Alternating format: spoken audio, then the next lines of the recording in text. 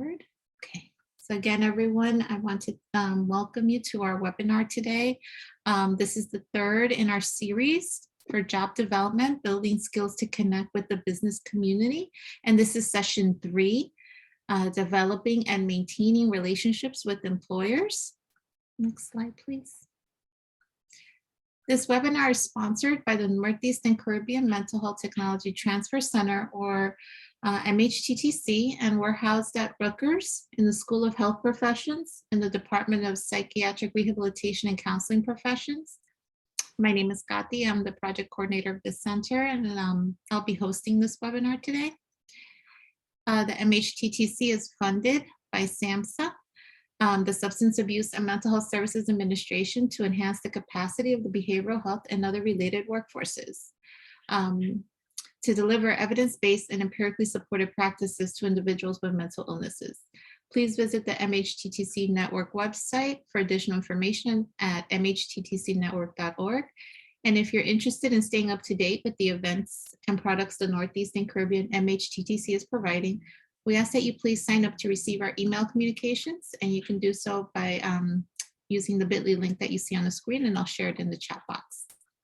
Next slide, please. Following this webinar, you'll be asked to complete a brief survey. We value this feedback and use it to improve our activities and inform future activities. So these surveys are important because our continued funding is linked to them. So we thank you in advance for your feedback. As I mentioned before, this webinar will be recorded and posted on our website. The only portion that will not be recorded is any breakout sessions that we have during the webinar. Slide. This presentation was prepared for the Northeast and Caribbean Mental Health Technology Transfer Center under a cooperative agreement from the Substance Abuse Mental Health Services Administration, known as SAMHSA. All material appearing in this presentation, except that taken directly from copyrighted sources, is in the public domain and may be reproduced or copied without permission from SAMHSA or the authors. Citation of the source is appreciated. We ask that you not distribute this presentation for a fee without specific written authorization from the Northeast and Caribbean Mental Health Technology Transfer Center. At the time of this presentation, we can continue going on. It's okay, Jenny. So again, just a reminder, during this webinar, you can share your comments or questions in the chat box. Just know that your question will be visible to all participants. Throughout the webinar, our presenter may ask questions, and your participation, you can either unmute your mic. Everyone has the capacity to unmute their mic if you wish to comment. Or you can also use the chat function. Slide, please. The MHTTC network uses affirming, respectful, and recovery-oriented language in all activities. And this is language that is strength-based and hopeful, inclusive and accepting of diverse cultures, genders, perspectives, and experiences, healing-centered and trauma-responsive, invites individuals to participate in their own journeys, language that is person first and free of labels, non-judgmental and avoids assumptions, and respectful, clear, and understandable, and consistent with our actions, policies, and products. So now let's begin our webinar. We have Joni Dolce with us today. Joni is an assistant professor in the Department of Psychiatric Rehabilitation and Counseling Professions at Rutgers in the School of Health Professions. She has several years of experience working in behavioral healthcare settings, namely supported employment. And Joni teaches courses in the department's undergraduate program, as well as provides training and technical assistance to behavioral healthcare providers.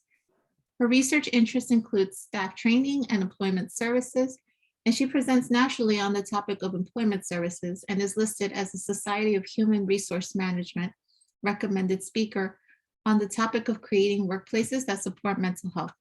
So again, welcome everyone, and I'll turn it over to Joni. Hi everyone, welcome. This is our third training in our series of 3. Again, you didn't need to attend the first 2. The first one focused on approaching employers and how to create your introduction, or we refer to it as an elevator speech or elevator pitch. The second one was really focused on marketing and developing a marketing plan. Both of those are uploaded on our MHTTC website if you wanted to refer back to those.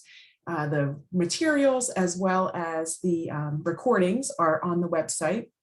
Today, we're going to focus on looking at the benefits of building and maintaining relationships with employers. So we know as employment specialists, vocational specialists, getting out there and networking and developing those relationships with the business community is one strategy, a very effective strategy to conduct your job development and improve your job development efforts. We're also going to look at how we can develop and maintain relationships, as well as some activities to apply some of those strategies.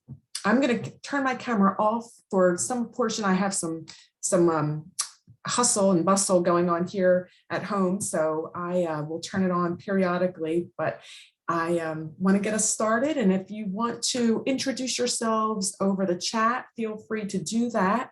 We will get started. And I'm going to be going back and forth, showing you some websites that are particularly relevant and helpful for this particular topic. So you'll be kind of going back and forth to some websites. We're going to have some opportunities to interact with one another. So we'll get started.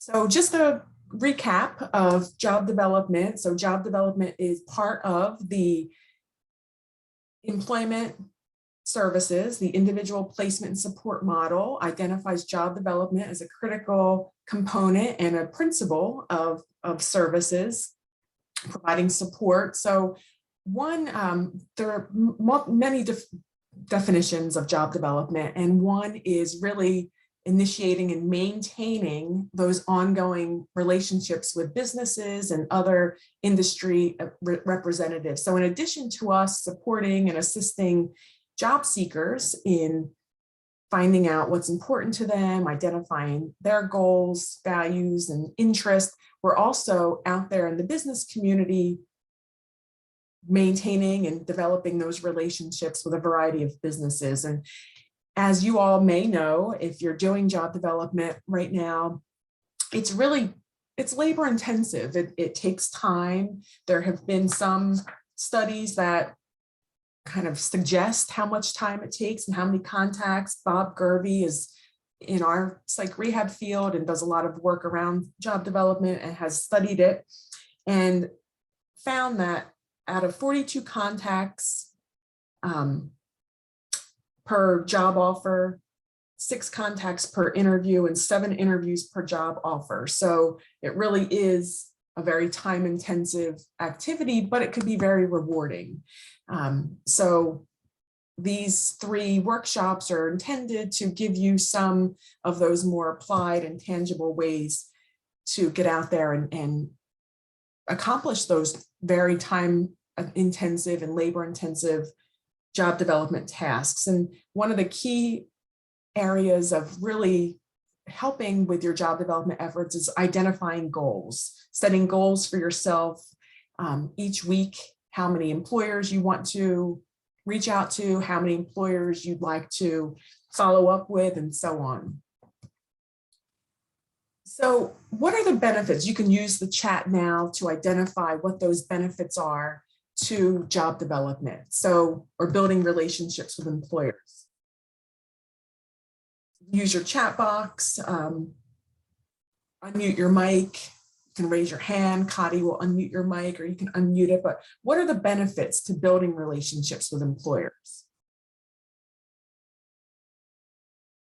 As opposed to kind of just sending job seekers on interviews, which are certainly part of our role as vocational and employment specialists, but when we're thinking about building relationships and developing relationships, what do you think some of those key benefits might look like? Looks like we have some. Okay. Gain their trust, absolutely. So you're gaining the trust of employers, Gardenia, increased opportunity for your clients to be considered. Yes, you're developing that trusting relationship. Teresa's emphasizing more likely to get people hired. Crystal, the Mental Health Association identified keeping our participants employed. So not only is it an opportunity to build trust and continue to facilitate those trusting relationships, but also in terms of retention, very helpful to build those relationships so that when difficulties or problems may arise, you can be there to support individuals. So we're going to talk about these 6 areas of building your employer network. So we're going to talk about going local and what that means, looking the part, being active, your research, and knowing, what resources are out there. And I'll show you some tools and websites to do some research about the labor market and some trends and projections, knowing your job seekers' goals. So kind of seems odd that that's part of building your employer network, but you'll find that knowing intimately what the job seekers that you're working with are seeking, what goals they have, really helps you to sort of zero in on those contacts. And then we'll talk about social media and using social media in your job development efforts and building that employer network. So we're going to move on. Oops. So going local, when we think about going local, we're really looking at those employer association, those chambers of commerce that are in your area, connecting with those businesses, connecting with those business associations. And we're going to talk specifically about a few of them on the next slide. We'll go into looking at the chambers of commerce and what they may have to offer, human resource management groups, and using the Bureau of Labor Statistics to really look at some of those trends and projections and what's happening in your local area. So many of these local associations offer monthly networking events that are really designed for you and others in the community to learn about what businesses are in the area, particularly now. It's an important association or important connections to make. Things are rapidly changing in the industry and in the employment sector. So being part of that employment community is really helpful. These events that they have. So for example, I belong to the South Jersey, I'm in New Jersey, the Southern New Jersey Chamber of Commerce, and attend many of their local events. One recent event that a colleague attended focused on some of the current mandates that are going on with industry and businesses, and it was a chance to not only network with employers but hear some important information. They also have information related to accommodations or other types of kind of business related topics that you may find useful, but in addition to the utility of the topic, networking and identifying employers in your community. Years ago, when I was providing direct services, we had a very small local chamber of commerce that I would attend, and we would go, they had a monthly breakfast meeting, and you would go and you would wear your name tag, and it was just a phenomenal way to build those relationships. And if you were at the marketing session last week, we talked about marketing budget. And some of that marketing budget, if your agency is willing to provide some marketing funds for your supported employment or vocational services, using that to have a membership with your local chamber or a membership with another business association, Rotary, or whatever makes most sense in your local area. Your company may already have one of those memberships. But the key is for the business to see you as part of their business community. They're seeing you as this, like many of you mentioned, trustworthy, this professional organization / staffing service to really help them. So use your chat and think about what are some ways in your community to build relationships. Maybe we even want to do a quick breakout room to really, I think this is so important because these personal relationships, this personal opportunity to network is really critical when you're trying to develop but also maintain those relationships. So let's do a quick breakout room and just spend some time, and Connie and I will pop in and out of the rooms, but spend maybe 5 minutes. And I want you and your group in the breakout room to come up with at least 3 ways that you can build relationships with local employers in your community. All 3, just what some of the areas were that you mentioned. Mike, what were some things in your group that you mentioned? You were in group 3?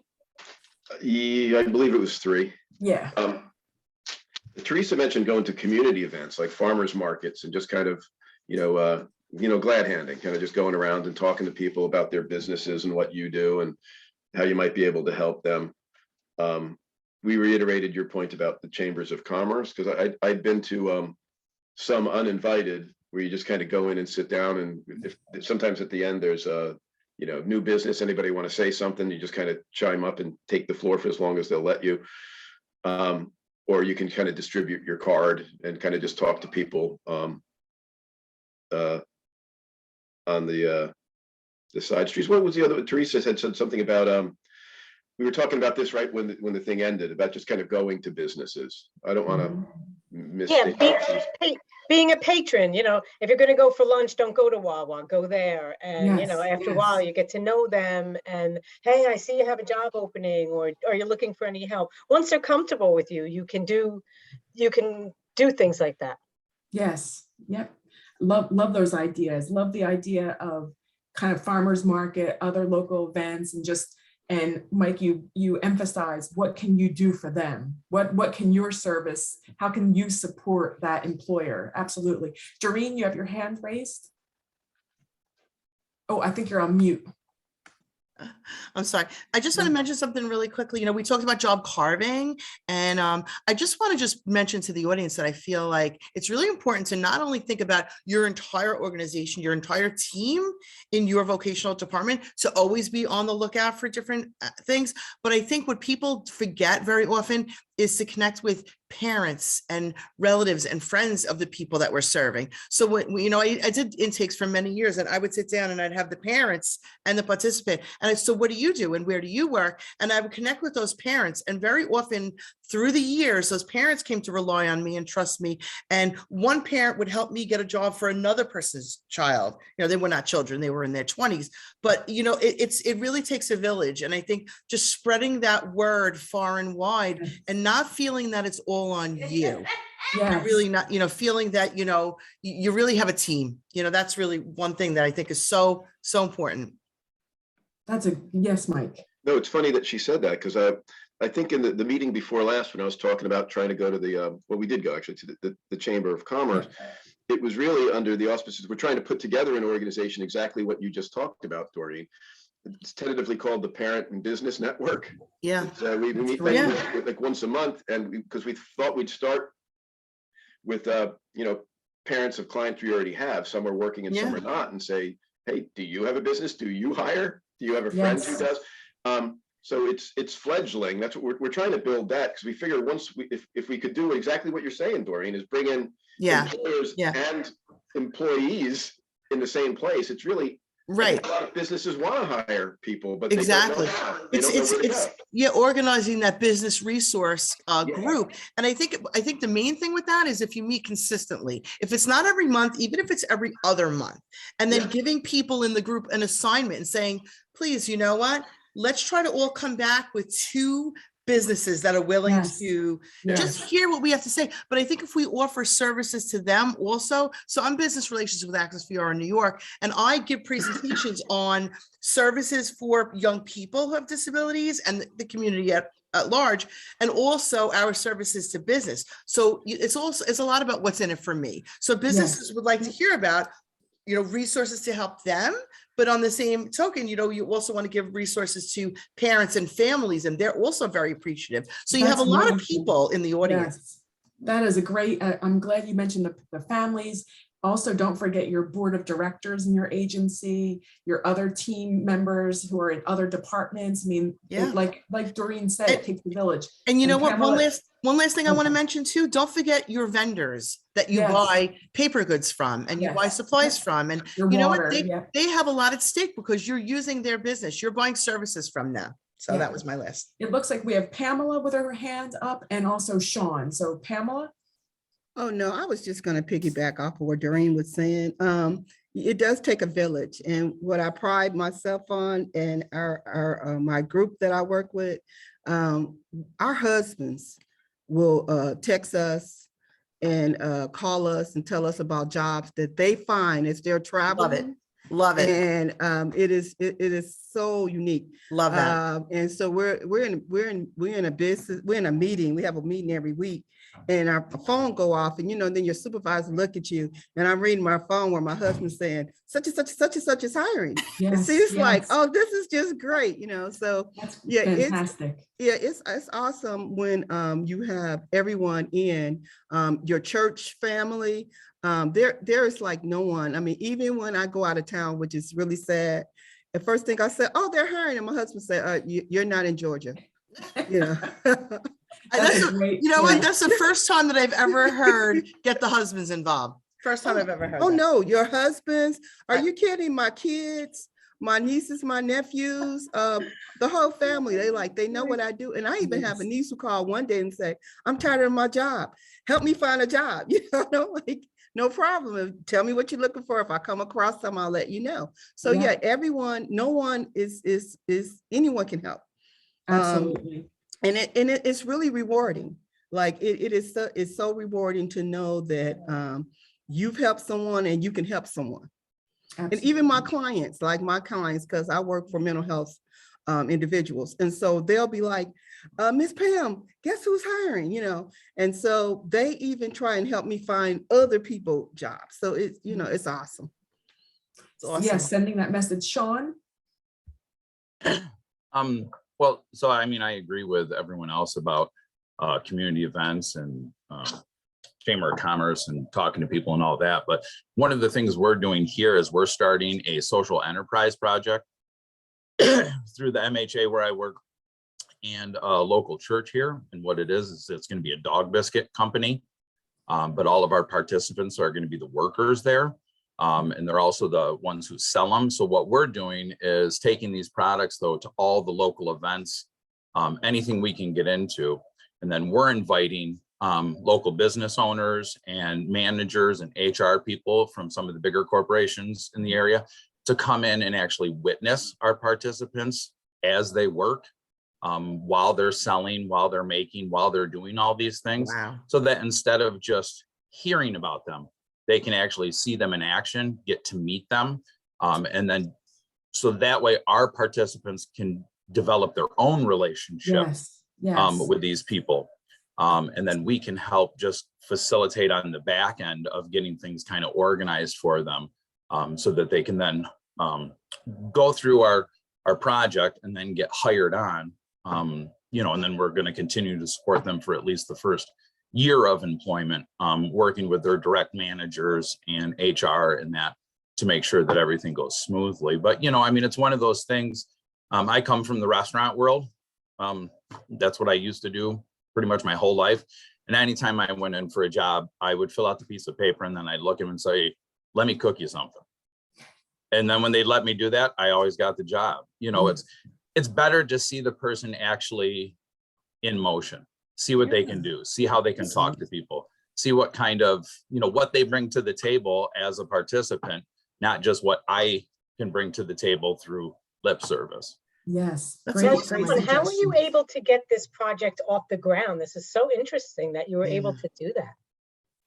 Well, so it's something that we've been talking about, the MHA and the church is St. Luke's Episcopal Church here in Jamestown, New York.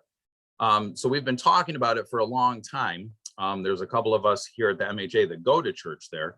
And we've been talking to the pastor there about it for some time. But then we were able to get a feasibility grant through ARC, the Appalachian Regional Commission, to basically do a study to try to get this up and running. Well, that and just job development, workforce development through our agency. But this really gave us the catapult to be able to put the social enterprise project, really get it going. I mean, it just gave us the money to get the certain things that we had to do to get it up and off the ground.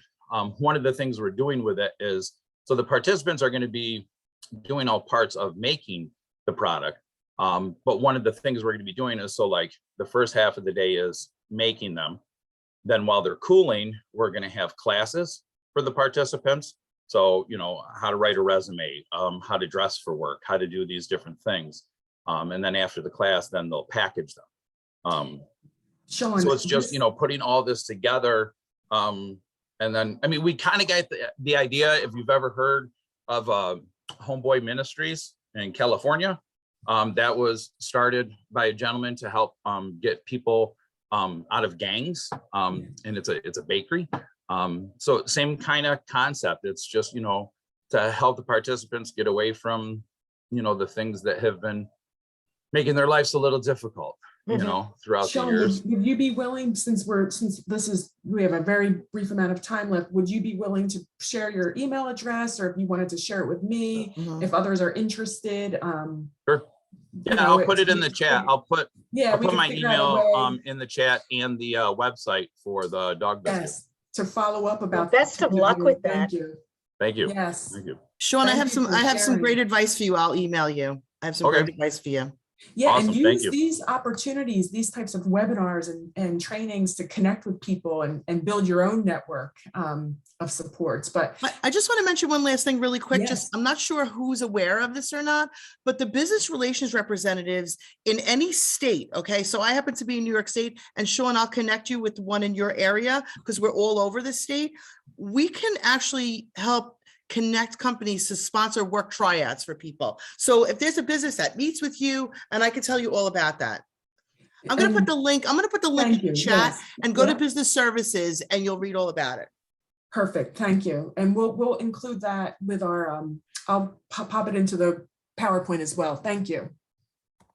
So some additional resources, you can look at these when you're back in your office, but again, Society for Human Resources, there may be a fee, but there may be options. Like I think someone had mentioned to go as a guest. I think Mike had mentioned kind of showing up as a guest, and that may be an option. But again, you're meeting with people who are HR directors of businesses, but also could be a really good resource for information. You know, what do employers look for? What are HR professionals looking for? What are those personality tests assessing? Like these are ways to kind of get information, both to build your network of possible employers, but also gain information to send back to job seekers. So it looks like I see some movement in the chat. So thank you to those who are putting those resources in. And if you have any other resources, Kati and I will cut and paste those and pop them right onto our PowerPoint. But, you know, I'm not going to belabor this piece, but looking the part, making sure that when you are out there meeting with employers, you're kind of looking professional and carrying a notepad, or making sure that you have your marketing materials with you. And I know when I was out job developing in the past, we would kind of have almost a checklist of things that we would need, make sure we brought resumes if we kind of already are at the point where we're negotiating for an interview for someone, making sure we brought business cards and so on. So just to sort of emphasize that we want to be professional. We mentioned this in the marketing and also the approaching employers sessions. That image is so important. So thinking about what image you want to convey, and some people on the webinar today might be veterans of providing services. Some people might be new. We can, would certainly love to hear from all of you to get that information about what types of image planning you do. What's the message you want to communicate? You could use the chat or just raise your hand and you can unmute your mic. What are those keywords associated with the message? What are the symbols or images that you want to use, or what images or symbols do you want to avoid using? So think about being part of the employer network, being part of the business community in your area. What's the message that you want to communicate to those businesses? So again, you can use the chat, unmute your mic.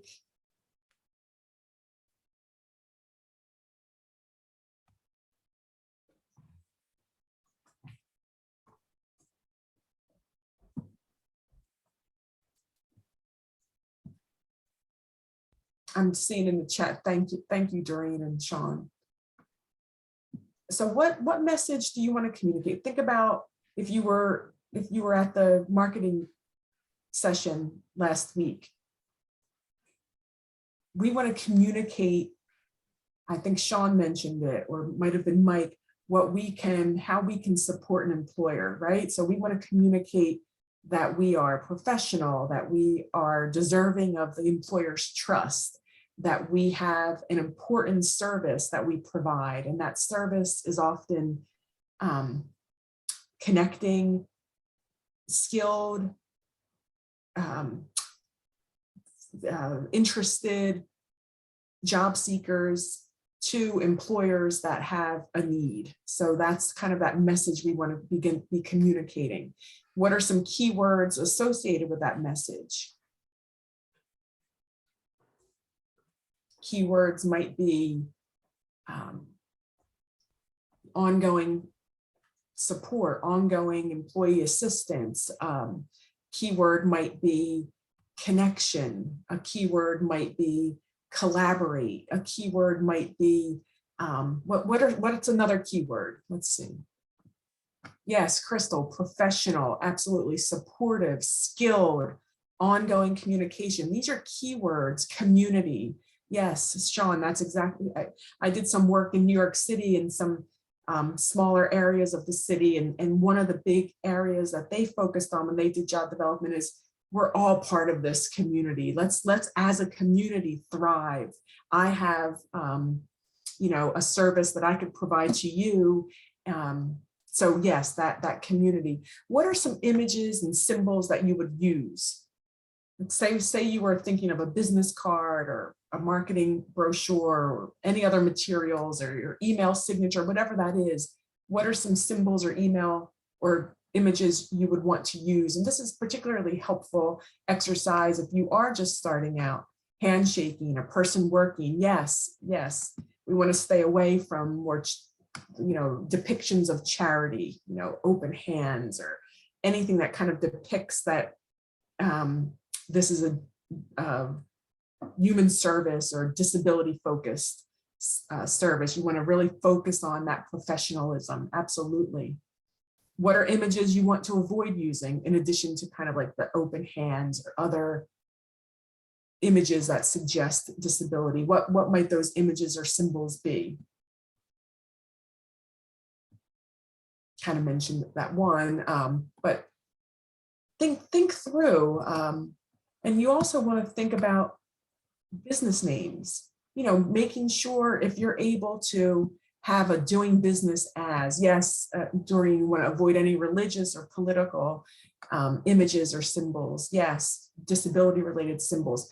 Thinking about business names too.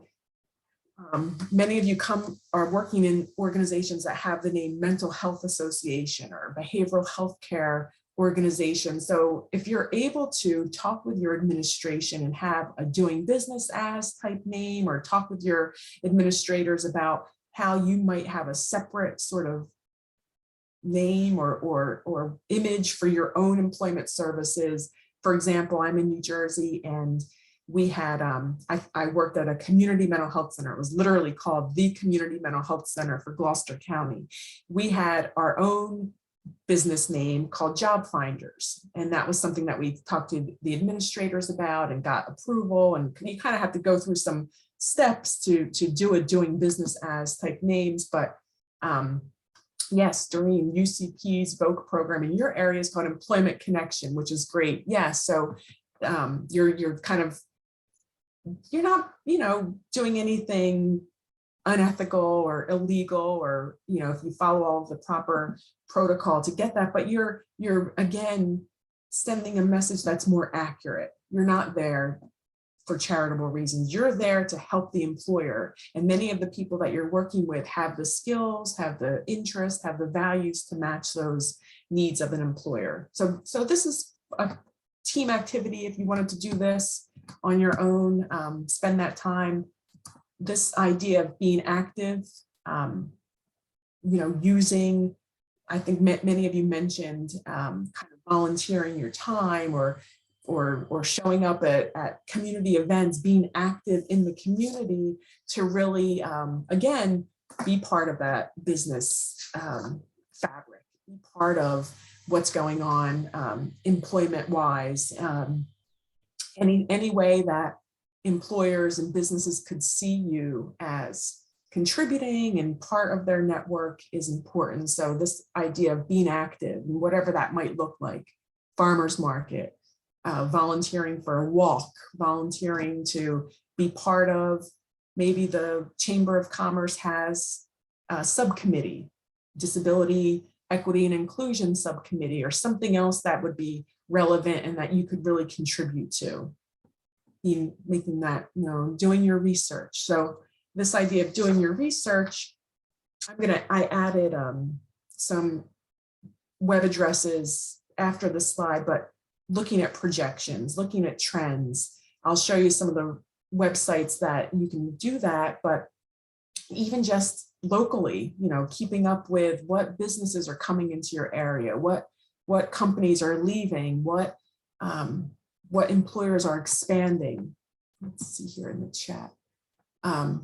Doreen mentions, I don't pay to be part of our local industrial association, but you volunteer at any event they need me and connect with many businesses. Yes, so, if you're not paying for those business associations, but you can volunteer and work at the events, again, you're meeting those people.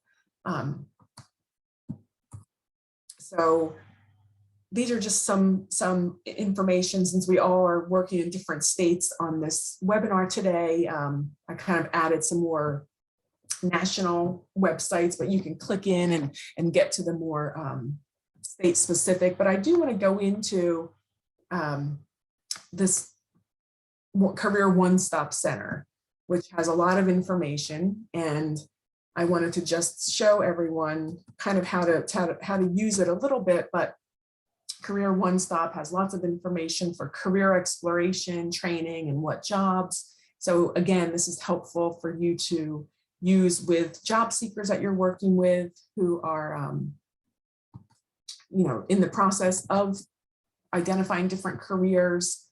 So you can go into job search, and there's a whole section on networking and what that is. You can identify jobs across the US, and just, again, helps you in that planning process. There's also,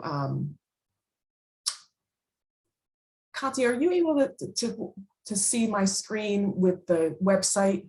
Yes. So what do you see? I see the explore careers. Okay, Yes. So in the US, what do you think the fastest growing occupation in the US is? And again, we can distill this down to our own specific state or region. So just type in the chat, what do you think the fastest growing occupation in the United States is? I was a little shocked at this. So since we don't have that much time, I'll show you. It's motion picture projectionist. Let's see. Warehouse, Teresa mentioned. And you can go through and see fastest growing occupations. It goes by rank, types of education required. And this is in the US specifically, kind of outlines our US fastest growing occupations, but you can go in and you can search by region. So I'm in New Jersey. I'm going to just type in here on the left, New Jersey, and it'll tell me what the fastest growing occupations are in New Jersey. And then you can even bring that even closer to home. So many of the top 10 are related to healthcare, which makes sense in New Jersey. There's some gaming and sportsbook writers and runners, which is probably more unique to New Jersey than maybe some of the other areas. But again, just gives you some way to begin looking to see in your area, what are some of those trends, what are some of those projections, what's coming into your town. So we really want to make sure, and I think this has been emphasized over the last few sessions, but we're really wanting to make sure we're targeting employers, and this helps us to be more mindful of the time we're spending if we're really targeting employers that meet the job goals and interests of job seekers we're working with. So these are just some areas to pay attention to, looking at the job seeker and the employer and helping to make sure that you're matching the two. And the employer part doesn't just focus on the tasks or the requirements of the job, but also what the culture is. And I've added a resource slide here to help you look at what some areas of work culture are. Using social media. So how many people have a social media account specific to your employment services? Sean, you do? Let's see. So yeah, raise your hand or write in the chat if you do.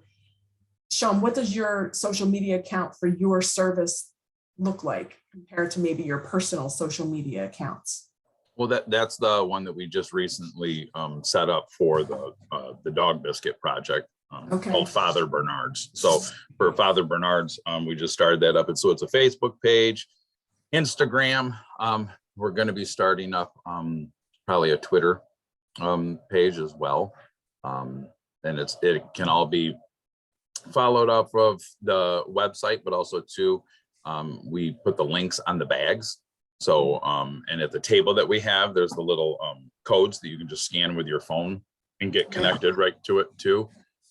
So just a quick way to kind of get those things out there and moving, and you know what I mean? And then that's just such a cheap, easy way to promote things, you know? Promote things, and also, again, have that employer see you as this professional, relevant source of information and a service to them. And particularly if you're able to kind of go under a different name and have it be a very, professional, business-like sounding, like the one that you're mentioning is not your personal one, but it's not mental health association, probably has that, may have that somewhere or may not. Yeah, you want to make sure that what you're putting online is something that can be updated. So making sure that it's not just sitting there with no updates, or make sure that people are available to sort of monitor your pages, so that it's not just sort of, sitting there with no activity. But you can follow companies. I don't know if you're familiar, but just kind of laid it out here. When you sign in, you can type a company name in the search field, and I'll just show it really quickly. Mine, you can type in, so Virtual Health is a company close here by me. I can click on Virtual Health, and then I can choose to follow them. So now I'm following Virtual Health. Now I'm getting kind of information on my feed, information about job openings, job fairs. Virtual Health is a large, kind of very all-encompassing healthcare entity here in our area. So they do a lot of walks and a lot of other types of events. So I'm hearing that, and I'm seeing that. I can see who the employees are. So just a really helpful way when you start following companies, even if you're doing it on your own page, if that's all you have right now, and you don't have your company webpage to do it from, using your own and just following those companies as I think Patricia, someone had mentioned, always being on the lookout, always being kind of mindful of what's going on in the community, getting husbands and children and other spouses and partners involved. Twitter, and this resource here below is kind of a really quick read, but a nice resource about how to use Twitter in your job search, and we can kind of translate that to our job development efforts. Other ways, I think you're all kind of coming up with some of those unique strategies, but blogging, what's an area of expertise that you might have or people on your team might have? How might you blog about these areas? You can comment on others, creating a website like Sean is already doing. And this, I just wanted to, we talked about this in our earlier first session about introducing ourselves and using that elevator speech, but having a goal for each interaction is also very helpful. It helps you, again, fine tune and hone in on exactly what that interaction with the employer is going to be. And these are just 5 areas. I mean, there might be others, but that introducing yourself, and I just added these questions here. We don't really have time today to go through these questions, but getting a better understanding of what the employer's needs are. These are some typical questions that could kind of generate some of that. Assessing work culture. Is it to arrange the interview? So making sure what you have prepared and planned follows along with each interaction and following up with the employer. I added some resource slides here just because I knew we wouldn't have the time, but I also wanted you to have these resources, just a review of our elevator speech, different areas to look for when you're looking at work culture, following up with the employer immediately after, or after you follow up with the job seeker, get a sense of what that interaction was like and follow up with the employer. So for the learning application, we kind of spent that time in our breakout rooms already, but it would be great if you have a chance. You can even jot it down in the chat or take that time to think about it. Yes, somebody's mentioning, can we get a copy of the slides? Absolutely, Kati will be sending those out, but think about 3 strategies that you can incorporate over the next couple of weeks or the next month. Try to keep it a short time frame to develop or maintain relationships with employers. And in addition to that, identify the supports and resources that you will need. You might need to have a discussion with your supervisor. You might need to have business cards updated, whatever that is, but think about those strategies and how you can incorporate what we talked about today, or even some that you have on your own over the next couple of weeks. So in summary, we kind of went over a lot of so much great information from you all about resources and other strategies that weren't mentioned that Kati and I will put in and plug into our PowerPoint so that we can send everything off. Talked about developing and also maintaining those relationships using many of those already in place business associations, industry associations, looking at trends, looking at projections. So we are at the top of the hour, and next, just some references, resources, again, ways to follow companies on LinkedIn, introducing yourself to employers, a resource we developed, some other networking and business information resources that could be helpful. And finally, we come to our question and answer. So anybody have specific questions that we can answer now, or by all means, you can send me an email if you have questions that you think of after today.